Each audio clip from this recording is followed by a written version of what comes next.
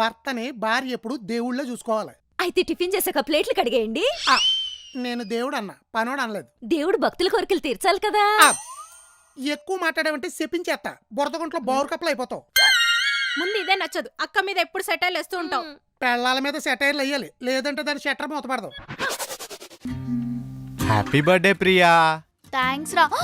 యశ్వంత్ నువ్వేంటి ఇక్కడ? అయినా నువ్వు ఇంటికి ఎందుకు వచ్చావు? ప్లీజ్ రా వెళ్ళిపో మీ ప్లీజ్. ఇంటికి పాల ప్యాకెట్లు వేసేటోడు రానంటే వాడి బదులు నేనే వచ్చా. ఏవి పాల ప్యాకెట్లేవి? కోర్త నువ్వు ఎలాగో రానన్నావుగా, అందుకే నీకు సర్ప్రైజ్ ఇద్దామని నేనే వచ్చా.